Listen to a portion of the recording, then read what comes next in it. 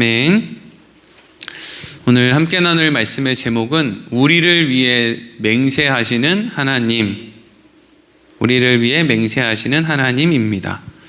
지난 시간에 히브리서의 기자가 히브리서 수신자들에게 이런 이야기를 했어요. 아브라함이 믿음의 조상이다. 우리는 믿음의 후손들이고, 믿음의 조상인 아브라함이 중요한 이유는 아브라함이 믿음의 조상이 스스로 된 것이 아니라 하나님이 그렇게 되도록 만들어 주셨다는 거예요. 그러니까 여러분들은 이 시대에 아브라함이 이제 된 거예요. 그리고 아브라함이 될 거예요. 아브라함이 자기 능력으로 믿음의 조상이 됐으면 우리도 아브라함처럼 될 수 있을까 할 수 있겠지만, 그것이 아브라함의 실력으로 된 게 아니라 하나님이 아브라함을 그렇게 만들어 주신 것이기 때문에 우리도 아브라함처럼 그렇게 하나님이 만들어 주시겠구나 라는 생각을 가지면 된다는 거예요. 그런 이야기를 이제 지난 시간에 히브리서 기자가 했어요. 하나님이 아브라함을 부르셨고 하나님이 아브라함과 동행하셨어요. 그래서 아브라함의 삶에 하나님과 동행하면서 사는 동안에 뭐가 생겼냐 하면 믿음이라는 게 생겼어요. 하나님이 부지런히 아브라함에게 하나님이 어떤 분인지 알려주셨는데, 아브라함이 하나님이 어떤 분인지 알면 알수록 그 안에 믿음이라는 게 생기기 시작했어요. 여러분, 우리가 하나님을 믿는다는 것은 다른 말로 하면 하나님을 안다는 거예요. 하나님을 모르고서 하나님을 믿을 수는 없어요. 사람들이 뭐 그렇게 자꾸 따지냐, 그냥 확 믿어라 라고 하는 말은 자기의 욕망, 자기의 소원, 자기의 기대를 믿으라는 것이지 절대로 하나님을 믿을 수 있다는 뜻은 아닌 거예요. 그러니까 하나님을 바르게 믿기 위해서는 더 열심히 연구하고 성경을 보고 더 인생을 살아내는 과정 속에서 우리가 하나님을 믿게 되는 것이지, 어느 날 1시간 부흥에 참여했다고 해서 마음 가운데 믿음이 그냥 확 생겨나고 이런 게 아니라는 것이죠. 그러니까 우리의 인생 전반에 하나님이 하실 일이 중요한 것이지, 설교자의 능력이라든지 내가 어떤 귀인을 만난다든지 이런 것은 사실 우리 인생에 하나님이 만들어내시고자 하는 것을 위해서는 그렇게 중요한 게 아닌 거예요. 하나님이 아브라함이 100세에 낳은 아들 이삭을 모리아산으로 데리고 가서 번제로 태워서 나에게 바쳐라 라고 이야기를 했어요. 아브라함이 미루지 않고 다음날 새벽같이 일어나서 이삭과 또 짐을 들어줄 종들을 데리고 모리아산으로 갔거든요. 아브라함이 그렇게 할 수 있었던 이유는 아브라함은 하나님이 어떤 분인지를 알았기 때문에 그래요. 부모들이 막 화가 나면 자식한테 이런 말 하면은 좀 그렇지만 이렇게 이야기하시는 분들도 있어요. 나가 죽어라 이렇게 이야기하시는 분들이 있거든요. 근데 그 이야기를 듣고 자식이 우리 아버지가 날 나가 죽으라고 했으니까 아버지 말씀에 순종해서 나가서 죽어야지 라고 생각하는 얼뜨기는 없을 거예요. 그렇죠? 아버지가 너 나가서 죽어라 하는 말은 너 참 못났다, 그렇게 살지 마라, 좀 바뀌어라, 좀 멋있는 사람이 좀 되라, 왜 그렇게밖에 못 사느냐, 너 정신 차려라, 이런 의미를 담고 있는 거지 진짜로 죽으라는 거 아니잖아요. 우리가 아버지를 알면 알수록 그 모진 말의 의미가 뭔지를 알 수 있는 거죠. 아브라함은 하나님이 너의 100세에 낳은 아들을 모리아산으로 데려가서 번제로 바쳐라 라고 하나님이 말씀하셨지만, 하나님께서는 그 아들을 결코 죽이시지 않을 것이고, 혹시라도 내가 실수해서 그 아들이 죽게 된다고 해도 하나님은 얼마든지 그 아들을 다시 살려내실 수 있는 분, 하나님에게는 절망이 없는 분, 끝이 없는 분, 하나님 나중은 창대하리라 라고 하는 욥의 친구들이 욥을 조롱하는 그런 식의, 성경을 정말 모르는 무지한 사람들이나 기록해 놓는 그런 거 액자로 걸어서 벽에 걸어두지 말고 이런 히브리서 6장 17절 같은 말씀을 사실 벽에다가 걸어두어야 돼요. 17절 말씀이 이렇게 시작하죠. 하나님의 약속을 기업으로 받은 자들. 여러분, 성경은 모든 사람들을 위해 쓴 책이 아니에요. 하나님의 약속을 기업으로 받은 자들을 위해서 쓴 책이에요. 하나님을 믿게 된 사람들을 위해서 너희가 어떻게 하나님을 믿게 되었는지를 설명해 주기 위해 쓴 책이지, 우리 힘으로 하나님을 믿을 수도 없는데 우리를 설득해서 하나님을 믿도록 만들기 위해서, 우리를 설득하기 위해서 쓴 책이 성경책이 아닌 거예요. 그래서 이미 하나님을 믿은 사람들이나 성경을 읽을 수 있지, 이걸 읽어서 뭐 하나님을 믿을까 말까를 내가 한번 나를 설득해보라, 이런 식의 사람들은 몇 장 넘어가지 못해서 그냥 다 집어 던질 수밖에 없는 게 성경이에요. 하나님의 약속을 기업으로 받은 사람들이 있어요. 여러분들 같은 사람이죠. 저 같은 사람을 얘기하는 거예요. 우리가 받은 기업은 눈에 보이는 게 아니에요. 그래서 하나님의 약속을 기업으로 받았다고 그랬죠. 우리가 받을 기업은 영원한 하나님의 나라고, 하나님과 동행하는 것이고, 눈물이 없는 것이고, 다툼이 없는 것이고, 너무나 훌륭하고 아름답고 완전한 것인데, 그것을 우리는 약속으로 받았어요. 약속을 받았어요. 이 세상에서는 받지 않았어요. 이 세상에서도 예수님의 가난하심으로 우리가 이 땅에서 부유한 게 마땅하지, 그건 거짓말이에요. 예수님은 이 땅에서 우리 잘 먹고 잘 살게 하기 위해서 이 땅에 오셔서 죽은 거 아니에요.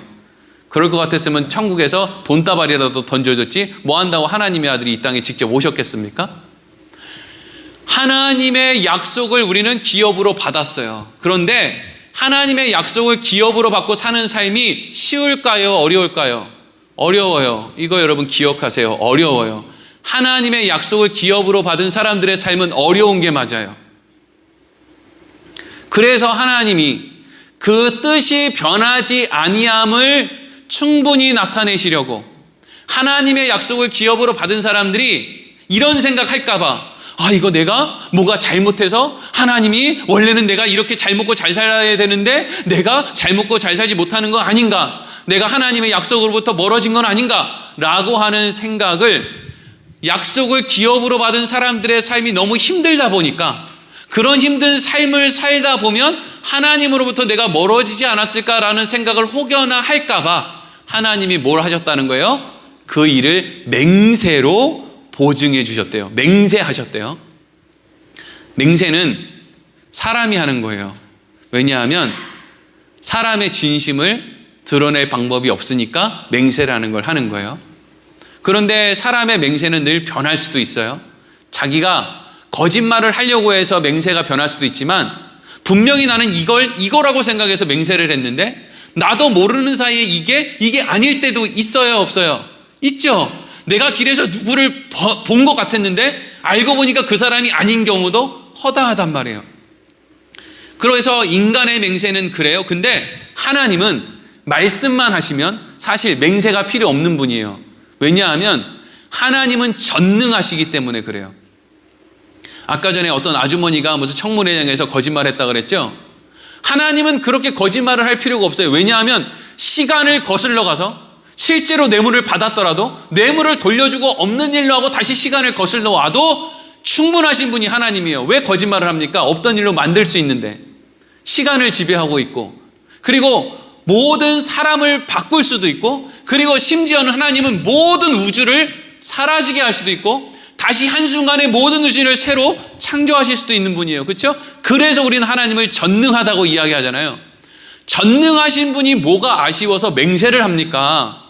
맹세는 힘없고 능력 없는 사람, 자기를 드러내 보일 수 없는 사람, 이런 사람들이나 맹세를 하는 거죠. 근데 하나님은 그러면 맹세를 하셨는데 누구 때문에 그런 맹세하셨다는 거예요? 우리 때문에 맹세를 하셨다는 거예요. 우리의 인생이 만만하지 않으니까 그 인생을 통해서 하나님이 만들어내시고자 하는 것이 있는데, 그것을 만들어내는 과정이 만만치 않으니까 그 인생의 과정을 통해서 하나님이 맹세를 하셨다는 거예요. 그게 아브라함의 인생이죠. 아브라함의 인생이 만만치 않은 거예요. 먹을 것이 없어서 애굽으로 가고, 그때 자기 아내가 너무 예뻐서, 또 우리는 날마다 아브라함이 아내 팔아먹은 것 때문에 욕을 하지만 아내를 팔아먹는 아브라함의 심정은 또 오죽하겠습니까? 그렇죠? 누가 자기 아내 팔고 싶어요?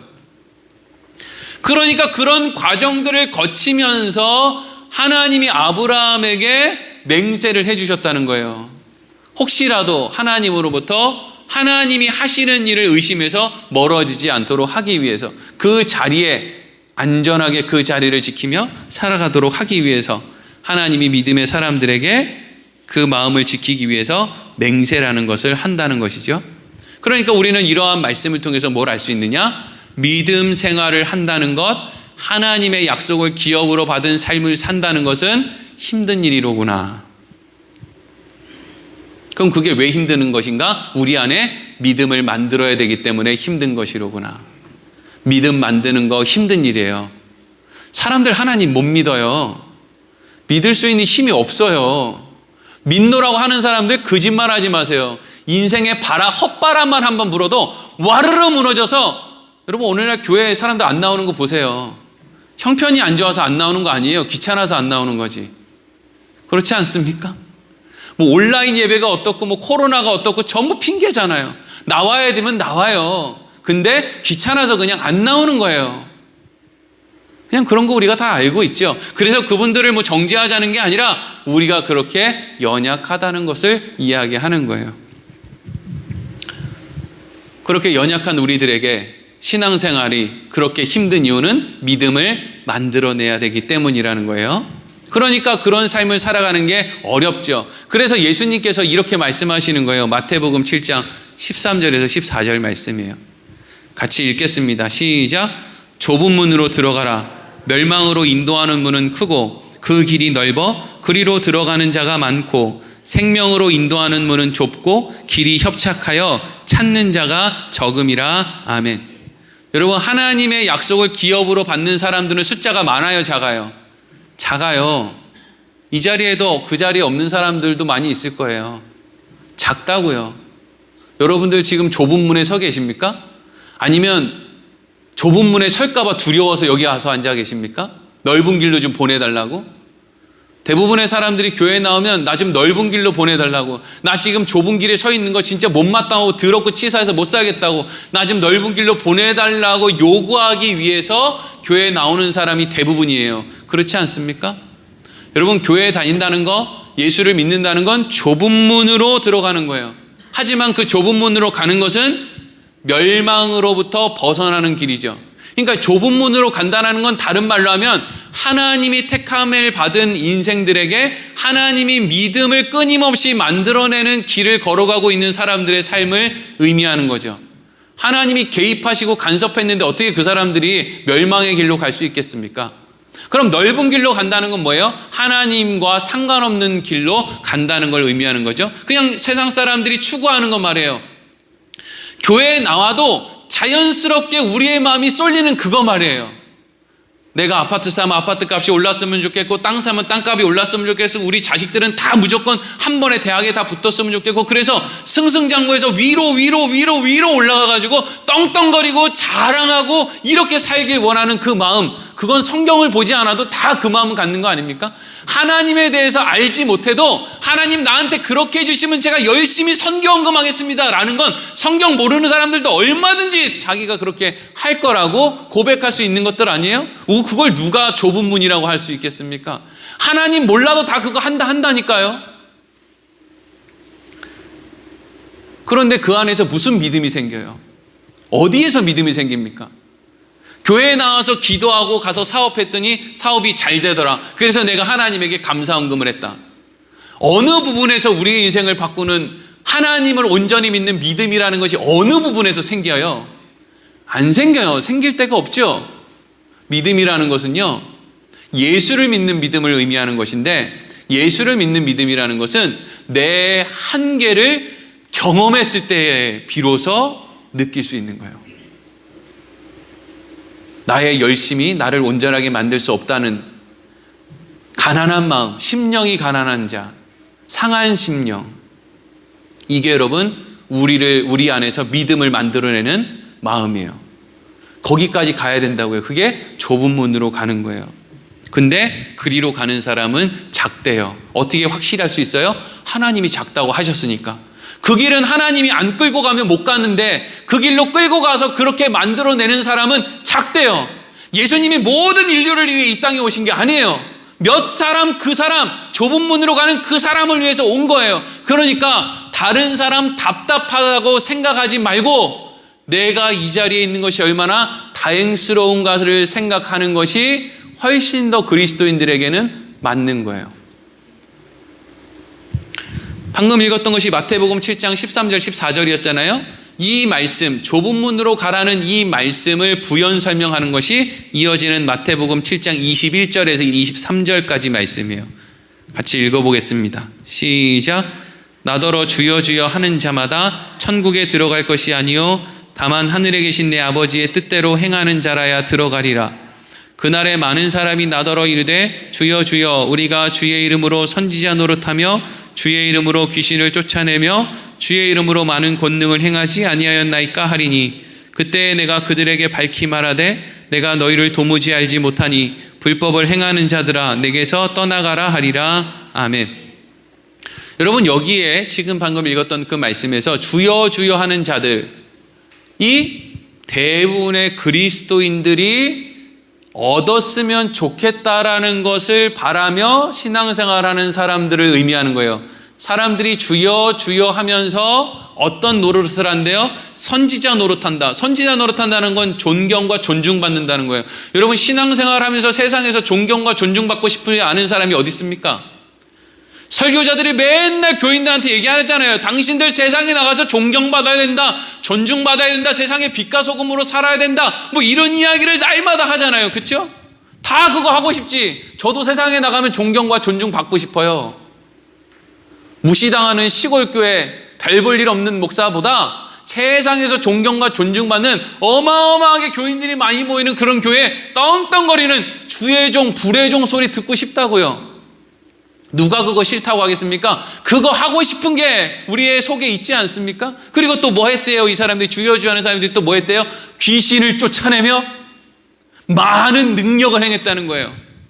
여러분, 제가 귀신을 쫓아내고 머리에 손만 대면 병자들이 다 낫고, 우리 장로님 지금 머리가 하얀데 제가 머리에 손만 대면 우리 장로님 머리가 검게 변하고, 또 한 번 머리가 손을 대면 머리가 빨갛게 변하고, 그러면요 우리 교회에 사람들이 얼마나 많이 모여들겠어요?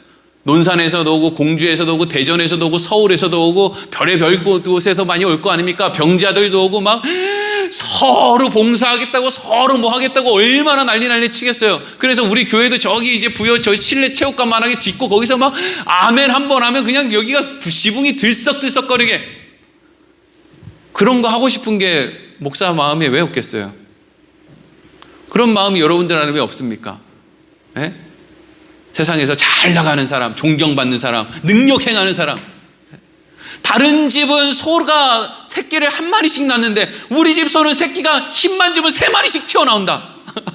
그러면 그리고 나서 그 사람이 돌아다니면서 전도한다고 하면 생각해보세요. 사람들이 우와, 나도 저 사람처럼 예수 믿어야 소가 새끼를 3마리씩 낳겠구나.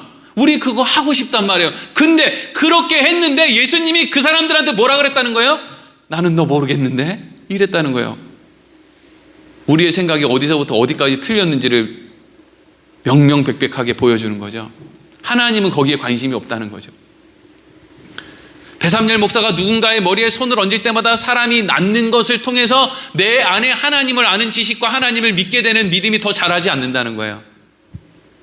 교만해지고 자랑하고, 그래서 자기가 마치 하나님이라도 된 것처럼 하겠지, 그 일이 하나님이 우리 안에 만들어내고자 하는 믿음을 만들 수는 없다는 이야기죠. 그래서 어떤 사람이 천국에 들어간다고 하느냐? 다시 7장 21절 읽어보겠습니다. 시작. 나더러 주여 주여 하는 자마다 천국에 들어갈 것이 아니요 다만 하늘에 계신 내 아버지의 뜻대로 행하는 자라야 들어가리라. 아멘. 제가 아주 쉽게 아주 세세하게, 뭐 건너뛰지 않고, 여러분 요 정도는 알지요 하고 건너뛰지 않고 아주 세세하게 설명을 해드릴게요. 이 말씀을 오해하면 이단이라든지 아니면 교인들 선동해서 자기 호주머니 채우려고 하는 목사들한테 넘어가기가 너무 좋아요. 이 말씀에서 주여 주여 하는 자는 천국에 들어가지 못한대요. 그렇죠? 그럼 어떤 사람이 들어간대요? 하늘에 계신 내 아버지의 뜻대로 행하는 자라야 들어간다 돼 있죠. 그렇죠? 그래서 이 말씀을 이런 식으로 만약에 쓴다고 생각해 보세요. 그러니까 여러분 11조 떼어먹어서 되겠습니까? 여러분들 주일날 제 시간에 와야죠. 여러분 주일 빠져서 되겠습니까? 헌신해야죠. 전도 못하는 사람 뭐예요? 이러고 이제 막 그냥 호통을 막 치는 거죠, 목사들이.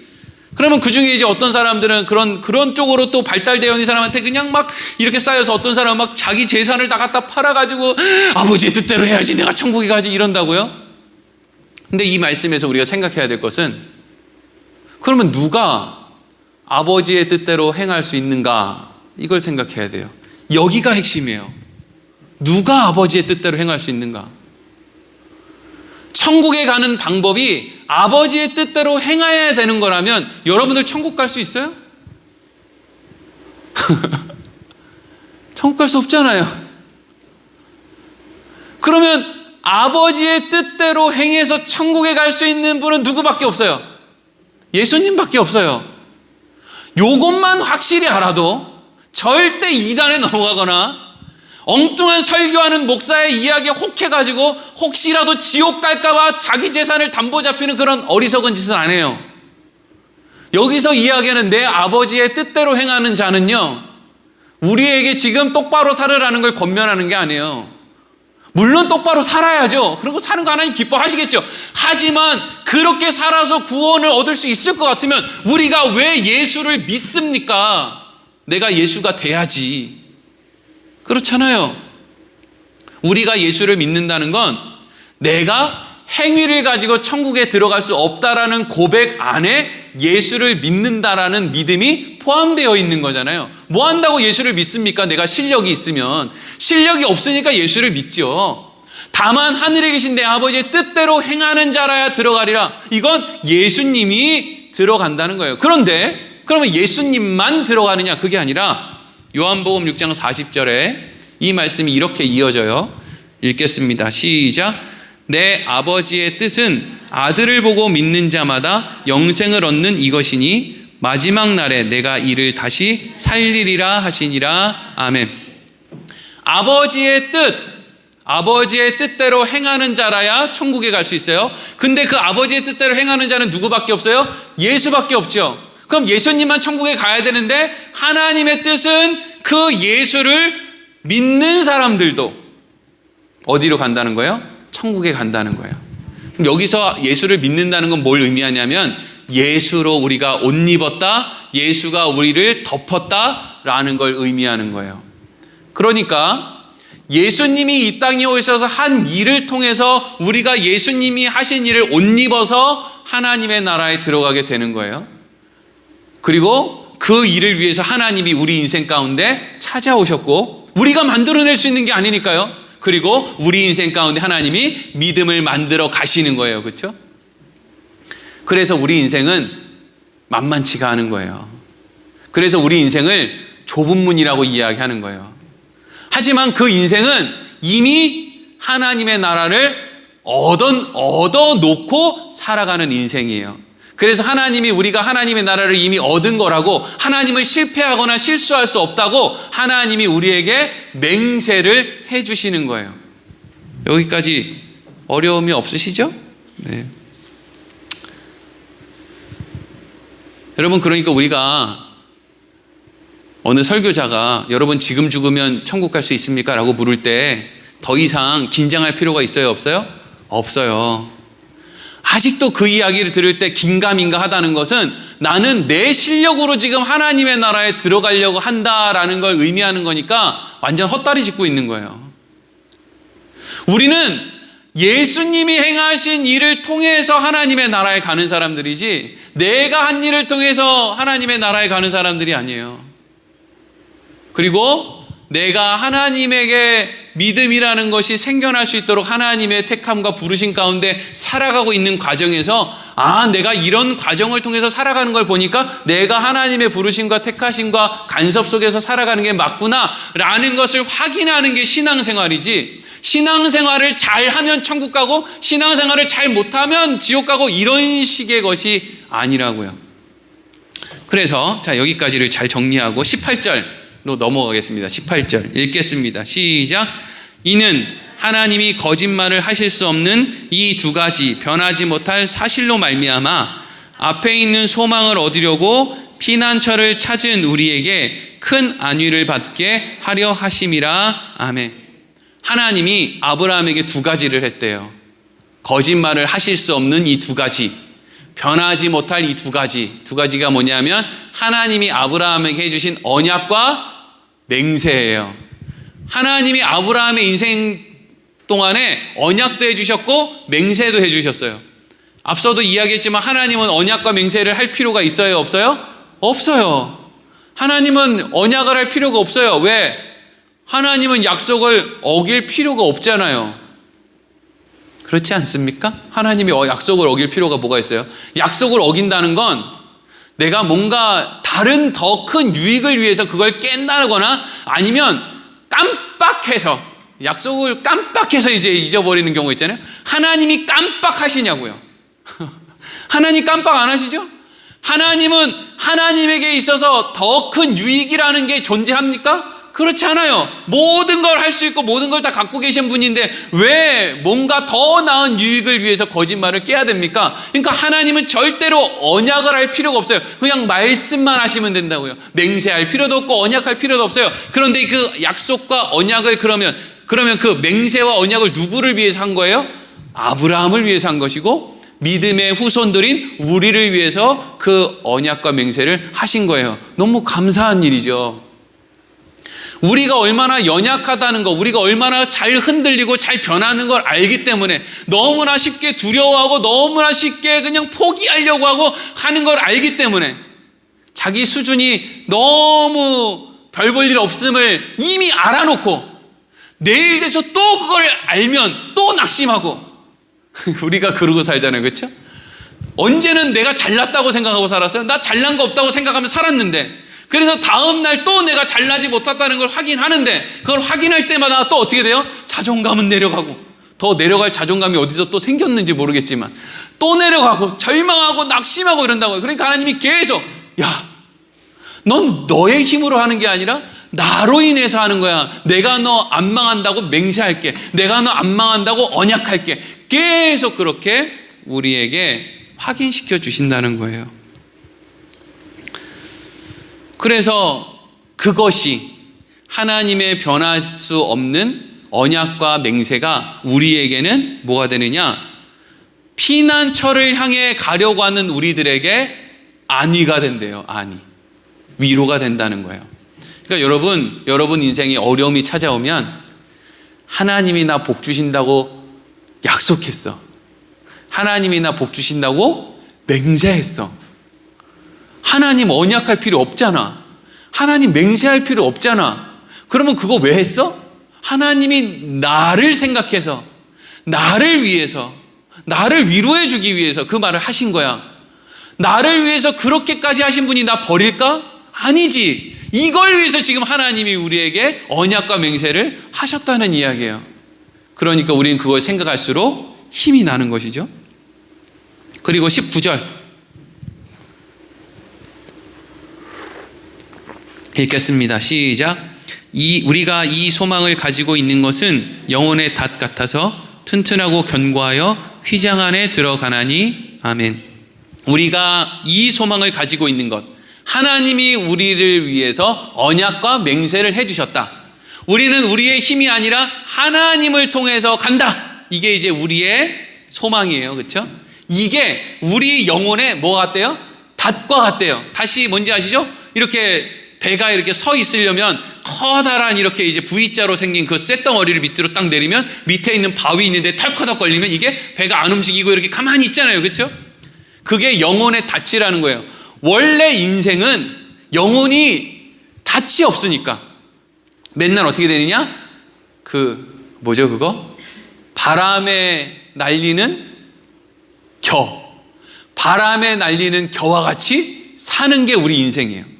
그래서 어떤 날은 믿음이 좋아가지고 내가 지금 죽으면 천국 갈 것 같다가 어떤 날은 또 믿음이 대단히 나빠져가지고 지금 죽으면 천국 못 갈 것 같고 그래서 내가 교회 나간 날 예수님 오셨으면 좋겠고 특별히 내가 교회 수요일 날 비 올 때 수요 예배 겨우겨우 나갔는데 아니면 새벽에 내가 교회 나가서 기도하고 예쁜 모습으로 기도하고 있을 때 주님 다시 오셨으면 좋겠고 맨날 그런 식이란 말이죠. 그렇죠? 그래서 우리는 맨날 흔들리는 갈대요 바람 앞에 겨와 같은 거예요. 근데 하나님의 맹세와 하나님의 언약을 우리가 분명하게 붙들고 있으면 그것은 우리 영혼의 닷과 같아서 우리가 흔들릴 일이 있다는 거예요? 없다는 거예요? 흔들릴 일이 없다. 아무리 목사나 설교자가 여러분 그렇게 살면 천국 갈 수 있겠습니까? 여러분 하나님 말씀대로 살아야지 성경 말씀 좀 보십시오 라고 아무리 길길이 날뛰어도 그것에 대해서 흔들릴 필요가 있다 없다? 없다. 없다. 하나님이 나를 찾아오시고 나의 삶을 통해서 동행하시고 나에게 믿음을 만들어내시고 그래서 궁극적으로 하나님 나라에 나를 끝까지 인도해 가실 것이다라는 것, 하나님 쪽에서 나에게 하시는 일은 실수가 없다라는 것을 든든하게 붙들고 있으면, 그걸 닻으로 삼으면 흔들릴 일이 없다 이거죠. 그런데 이제 여기에 아주 친절한 한 가지가 더 설명되어 있는데, 그렇게 영혼의 닻을 갖고 있는 사람들이 어디로 간다고 써 있느냐? 휘장 안에 들어간다라고 되어 있어요. 휘장 안에 들어간다. 이 휘장 안에 들어간다는 거는요, 휘장이 중요한 게 아니에요. 휘장은 성소라고 하는 하나님께 제사 드렸던 그 성소, 성막 안에 두 공간이 나눠져 있는 그 공간을 가르는 커튼 역할을 했던 게 휘장이에요. 그러니까 원래 이 성소라고 하는 곳에는 이렇게 제사장들이 늘 들어갈 수 있었는데, 성소에서 이 커튼을 열고 들어가면 지성소라는 데가 있거든요. 이 지성소는 1년에 한 번 대제사장이 짐승에 하나님께 드릴 제사의 그 피를 가지고 그 지성소에 들어가서 법궤 위에 속죄소라고 하는 그 뚜껑, 그거에다가 짐승의 피를 부어서 인간들의 죄를 짐승의 피로 가리는 그런 행사를, 그런 행동을 했던 것이 이제 속죄소라는 건데, 대제사장이 거기에 들어가기 위해서도 정결 예식을 열심히 해야 됐고, 그리고 거기 들어가서도 뭐가 조금 정결 예식에 어긋나는 게 있으면 그 자리에서 대제사장이 막 죽고 막 그랬어요. 근데 그러니까 이 속죄소라는 것은 죄 사함을 받기 위해서 반드시 통과해야 되는 곳이지만, 실질적으로 거기에 들어간다는 건 되게 두려운 일이었어요. 그런데 그 두려울 수밖에 없는 죄 사함을 받는 그 공간을 누가 들어가느냐?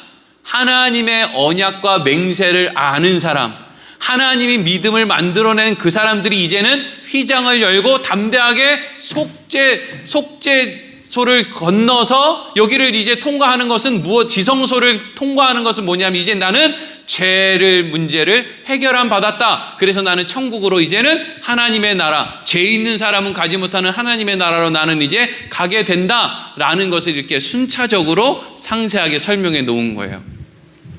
여기서 우리가 좀 관심 있게 보아야 되는 것은, 왜 이렇게 히브리서 기자가 이렇게 구구절절하게 그냥 예수 믿으면 하나님이 구원받게 해주신다, 이렇게 하고 그냥 넘어가지, 뭘 그렇게 이거를 그냥 뭐 휘장이 어떻고 뭐 영혼의 닻이 어떻고 뭘 이렇게 이게 여러분, 지금 유대인들이었다가 유대교에 들어가 있었다가 기독교인이 된 사람들에게 지금 기독교인으로서 너희들이 걱정하지 않아도 되는 것, 지금 유대인이었다가 기독교인이 되었다는 것은 안식일 문제도 그렇고 제사의 문제도 그렇고 또 무슨 할례의 문제도 그렇고 여러 가지를 이제까지 해오던 것을 지금 다른 어떤 방향으로 생각을, 그 원래 하나님이 그 일들을 하려고 시켰던 그 정신을 배워가는 과정 속에 지금 있는 거란 말이에요. 그래서 그 과정 속에서 막 궁금한 것도 많고 내가 뭐 잘못하고 있는 건 아닌가라고 하는 생각들이 많기 때문에 지금 그 유대인들을 위해서, 기독교인들을 위해서 상세하게 그 설명들을 해주고 있는 거예요. 그러니까 하나님의 택함 받은 사람들은 하나님과 동행하며 하나님이 만들어낸 믿음을 가지고 지성소를 통과해서 죄 문제를 해결 안 받고 하나님의 나라에 들어가게 된다. 정리하면 이것을 설명하고 있다는 거예요. 그리고 20절 말씀 읽겠습니다. 시작. 그리로 앞서가신 예수께서 멜기세덱의 반차를 따라 영원히 대제사장이 되어 우리를 위하여 들어가셨느니라. 아멘.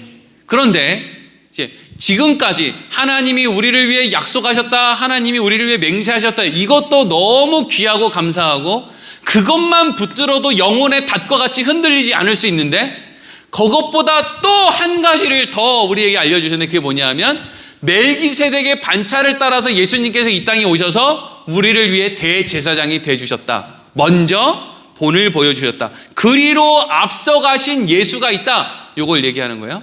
이걸 간단하게 정리하면 멜기세덱은 평강의 왕이고 승리의 왕이고, 그러니까 이 평강의 왕, 승리의 왕으로 있었던 멜기세덱이 이 땅에 예수 그리스도로 와서 이 땅에서 우리를 대표해서 대제사장의 역할을 해서 완전한 문제의 해결을 받고 다시 하나님의 나라로 갔다는 걸 의미하는 거예요. 그러니까 멜기세덱의 반차를 따라 예수님이 왔다는 것은 간단하게 정리하면 시험 문제를 낸 사람이 이 땅에 와서 시험 문제를 풀었다라는 의미가 되는 거예요.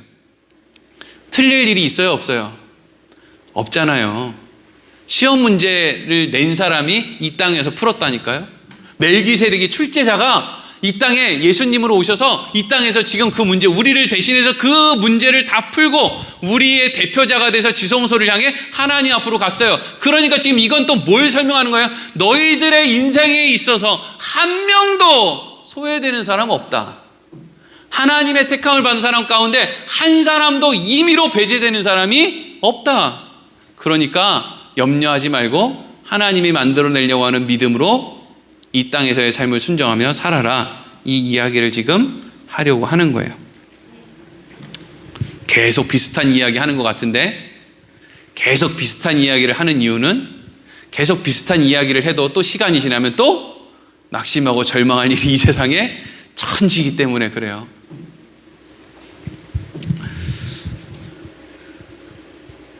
지난주에 우리 그 교단에서 하는 권역별 무슨 목회자 모임이라는 거 제가 다녀왔거든요. 거기에 가니까 코로나이기 때문에 밥을 못 줘요. 밥을 못 주고 봉투를 줘요. 밥 사 먹으라고. 그래서 광고 시간에 봉투를 준다 그러길래 옆에 있는 목사님하고 소곤소곤 이야기를 했어요. 얼마 줄까요? 이렇게 물어봤어요. 그 목사님이 한 3만 원 주지 않을까요? 이러시더라고요. 그래서 저는 한 10,000원, 20,000원 생각했거든요. 아이, 10,000원이면 너무 자꾸 2만 원이면 뭐 가다가 어지간한 거 다 사 먹을 수 있으니까 2만 원 정도 주겠다. 근데 그 목사님이 3만 원 얘기하니까 아직 받은 건 아닌데 기분이 그냥 좋더라고요. 3만 원 주면 더 좋지. 근데 이제 돌아오면서 봉투를 이렇게 받아서 열었는데 그게 얼마 있었을까요, 여러분? 8만 원이 들어있는 거예요. 8만 원. 어때? 다음에 저랑 같이 갈래요? 제가 그 봉투에 들어있는 액수를 보고 이럴 줄 알았으면 이모상 목사도 데리고 가고 김승신 목사도 데리고 가고 허대영도 데리고 가고 우리 권사님도 데리고 가고 권사님 데리고 가서 목사라고 그냥 하지 뭐. 별 생각이 하여튼 돈 8만 원에 아주 별 생각을 다 해요. 그러면서 무슨 생각이 느닷없이 같이 들었느냐 하면 이러면 이래서 그 교회가 막 교인이 한 2만 명 정도 모이는 교회였거든요. 이래서 큰 교회가 어떤 노회나 총회 안에서 뭔가 불의한 일을 해도 다른 사람들이 다른 목회자들이 그것에 대해서 쉽게 제재를 할 수가 없겠구나. 왜? 거기는 모임만 하면 밥값을 10만 원씩 주는데 얼마나 제가 받아서 별로 안 느껴지시죠? 남이 받은 거야 뭐 100억을 받든 1000억을 받든 뭔 상관이야? 내가 못 받았는데. 그러면서 제가 뭐랑 연결이 됐냐면 우리가 이제 지금 총회주일 이제 헌금을 하라 그러잖아요. 총회주일 헌금을 하면 월세를 내지 못해서 지금 문 닫기 일보 직전인 교회에 월세를 지원한다 이렇게 이제 하는 거예요. 그러면 여러분 지금 월세 내지 못하는 교회는 왜 월세를 못 내는 거예요? 그 교회 교인들이 헌금을 안 하고 있으니까, 그렇죠? 온라인 예배를 드린다는 핑계로 헌금을 안 하고 있다고요. 물론 너무 형편이 어려워서 헌금을 못 하시는 분도 있는데 대부분은 귀찮아서 안 하고 그냥 지나갔으니까 안 하고 그냥 무관심해서 안 하고 대부분 그렇게 돼요. 그러면 이제 그것 때문에 이제 그 교회는 이제 문 닫게 생긴 거예요. 나는 다른 교회 가면 되니까, 그렇죠? 그런 생각으로 지금 어려움이 생긴 거예요. 그러면 이렇게 생각해 보자고요. 하나님이 어느 날 밤에 꿈에 그 2만 명 모이는 그 교회 1년에 막 예산이 몇백억씩 되는 그 교회 목사 꿈에 나타나서 너 지금 이 돈 갖고 자꾸 땅만 살 거야? 월세 좀 도와줘. 니네 교회 1년 예산이면 우리나라에 월세 못 내서 문 닫는 교회가 원래 하나도 없어도 돼. 그렇잖아요. 200억이면 그런 교회가 한두 개가 아니니까 사실 그걸로 지원하려고 마음먹으면 우리나라에 문 닫는 교회가 있으면 안 된단 말이에요. 그럼 하나님이 그렇게 나타나서 겁을 빡 주면서 너 그렇게 안 할 거야? 너 목사가 그래도 되는 거야? 목사한테만 또 얘기하면 안 돼. 또 요즘에 목사들이 힘이 없으니까 장로님 몇 명한테도 또 나타나가지고 그렇게 하면 얼마나 간단해요. 그렇죠? 그 어려운 교회 그 교인들한테 가서 너네들 진짜 그럴 거야? 너네들 진짜 무책임하게 그렇게 할 거야? 그러면 맨날 자기들은 누구 목사가 어떻다, 누구 교회가 어떻다, 오늘날 대한민국의 교회들이 어떻다, 뭐가 말씀이 어떻다, 별의 별 이야기를 다 하면서, 그러면서도 그렇게 무책임하게 나몰라라 사는 그 사람들한테 하나님이 찾아가셔서 너희들 진짜 그런 식으로 신앙생활 할 거야? 라고 한 말씀만 해주시면, 그럼 그 사람들이 정신이 번쩍 나가지고, 그렇죠? 그럼 교회 이런 거 어디 갔어? 봉투. 이런 봉투 안 만들어도 되잖아요. 사실 이런 봉투로 도와주는 게 얼마나 한시적이에요. 이게 뭐 영원한 거, 이거 한 달, 두 달이나 되는 거지. 이걸 뭐 몇 년 안 되는 거잖아요. 그 사람들, 그 교회 사람들이 나와서 역할을 해야지. 근데 여러분, 하나님이요, 그렇게 안 하신다는 거예요. 왜 하나님은 그렇게 안 하시나? 그게 어려워서? 안 어렵잖아요. 꿈에 나타나서 뭐 말 한마디 겁박하는 거, 공갈치고 협박하는 거, 제일 인간이 할 수 있는 일 해결 방법 중에 제일 쉬운 게 뭐예요? 공갈치고 협박하는 거잖아요. 나한테 무릎 꿇어! 너 죽고 싶어! 이게 인간이 할 수 있는 가장 쉬운 문제 해결 방법이죠. 하나님은 그렇게 안 한다는 거예요.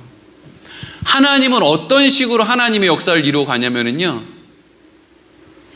그 가운데에서 누가 시키지 않았는데 그냥 마음이 그리로 향해서, 그래서 그 사람들로 하여금 하나님의 역사가 흘러가도록 하는 거예요. 그 사람 안에 뭐가 있으니까요? 믿음이라는 게 있어서. 월세를 못 내니까 교회들이 다 문 닫을 것 같잖아요. 문 안 닫아요. 왜? 목사들이 대리운전도 하고 정수기 기사도 하고 어디 떡볶이 사장도 하고 별의별 걸 다 하거든요. 그럼 왜 그 사람들은 그렇게 해서 그걸 유지해요? 그 사람들 안에 믿음이라는 게 있어서 그래요. 그러니까 누군가를 겁박해서 편안하게 하는, 그래서 누가 믿는 사람인지 누가 안 믿는 사람인지가 막 이렇게 희석되어지는, 그렇게 하나님이 하시는 게 아니라 하나님이 내버려 두는 거예요. 굶어 죽을 때까지 내버려 두는 거예요. 돈 없어서 그냥 내팽개쳐 칠 때까지 내버려 둬요. 근데 그 상황 가운데 어떤 사람은 그럼에도 불구하고 자원하는 마음으로 그 자리를 지키는 사람이 있고, 그리고 자원하는 마음으로 그 사람들을 돕는 사람이 있고, 제가 여러분 여기 있어서 여러분들한테 헌금하라고 아무리 소리를 질러도 안 해요. 안 하는 게 아니라 못 해요. 커피 한 잔에 5,000원짜리도 마시고 빵 몇만 원어치 사고 뭐 기름 한 번 넣을 때 몇십만 원씩 주유를 해도 교회에 나와서 헌금 못하는 사람은 못해요. 그런 설교 할 필요가 없어요. 저 우리 교회 성령 건축 이 교회 지을 때도 한 번도 헌금 얘기 한 적이 없어요. 왜? 해봐야 안 하거든요. 그래도 우리 교회가 문을 안 닫은 이유는 왜 그래요? 하나님이 믿음을 주신 그분들이 자원하는 마음으로, 나 이거 헌금 하나님이 곱절로 꽃배기 해주실 거야 라고 하는 이야기 한 번도 한 적이 없는데 그냥 자원하는 마음으로 했기 때문에 우리가 여기까지 온 거예요. 그럼 이걸 통해서 우리는 뭘 안다고요? 아하, 내가 아브라함의 후손이구나, 이거를 확인한다니까요. 믿음의 확신이라는 것은 그냥 어느 날 길 가다가 어떤 전도자가 이거 종이 한번 따라 읽어보세요, 이거 영접기도라는 거예요, 영접기도하면 이제 구원 받은 겁니다 라고 했을 때 생겨나는 게 구원의 확신이 아니에요. 그래가지고 누가 구원의 확신이 있어요? 내가 뭐 했는지, 내가 언제 누구를 만났는지도 다 까먹고 있는데. 구원의 확신은 내가 만들어낼 수 없는 것이 내 안에 만들어져 나오는 것을 내가 확인하게 됐을 때, 우와, 내가 구원 위에 있구나, 내가 좁은 문 앞에 서 있구나, 난 이거 만들 수 없는데 하나님이 나를 끌어다가 이 길 위에 올려두셨구나, 나는 어떻게 여기까지 왔나? 하나님을 아니까 왔지. 여러분, 누가 자원하는 마음으로 그 일을 해요? 하나님을 아는 사람이 자원하는 마음으로 하죠. 그럼 왜 사람들은 못해요? 하나님을 모르니까 그 일을 못하는 거예요. 하나님을 아니까 그 일을 자원하는 마음으로 하는 거예요. 꽃배기 뭐 30배, 60배, 100배의 결실을 얻는다, 이거 안 해도 나는 한다 이거죠. 그리고 사실 우리 인생 가운데 무슨 30배, 60배, 100배가 뭔 100배요? 우리의 영혼은 30배, 60배, 100배일지 몰라도 이 중에서 지금 신앙생활만 40년, 50년 하신 분도 있는데 그러면 그 평생에 30배, 60배, 100배면 지금 사실은 여기 있으면 안 되는 거 아니에요? 우리가 기대하는 30배, 60배, 100배는 그게 아니라는 것을 이제 아는 것이죠. 하나님에게 있어서 중요한 것은 이 땅에서 교회 건물이 얼마나 크냐, 사람이 얼마나 모이느냐, 그거 아니에요. 하나님이 정한 사람들이 하나님을 알아서 그 안에 하나님이라고 하는 열매를 맺어내는 거. 많은 사람이 애초에 간다고 안 돼 있잖아요. 좁은 문이라고 돼 있잖아요. 그 사람들에게 필요한 말씀을 줄 수 있는 사람이, 설교자가 배를 골아도 자원하는 마음으로 그런 설교를 하고, 그리고 자원하는 마음으로 그 말씀을 듣고 이것이 맞다라고 생각을 하고, 또 자원하는 마음으로 하나님 사랑과 이웃 사랑을 실천하는 것으로 하나님께서는 우리 안에 있는 믿음을 드러내시는 것이지, 그걸로 뭐 세상 사람들한테 우리가 이렇게 하니까 우리를 따라서 예수 믿어라, 이게 하나님이 우리에 대한 하고자 하는 관심이 아니라는 거거든요. 여러분, 그러니까 여러분들이 그 위에 있다면 오늘 말씀을 듣고 내 얘기하네, 자원하는 심령 내 얘기하네 라는 마음이 있다면 영혼의 다치로 여기고 담대하게 멋지게 사세요. 담대하게 멋지게요. 다른 사람 앞에 막 자랑하는 그런 거 말고 담대하고 멋진 거 있잖아요. 너 먼저 해, 이런 거. 난 안 해도 돼, 이런 거 말해요. 밥값 8만 원 받으면 옆에 있는 어려운 교회 목사님한테 봉투를 주면서, 목사님 저 이거 없어도 돼요, 목사님 애들 이거 먹을 거 사다 주세요. 담대하고 멋진 그런 거 말해요. 그런 거 하라고요. 그런 거 이미 보장 받았으니까 그런 거 하란 말이에요. 얼마나 멋있어요. 기도하겠습니다.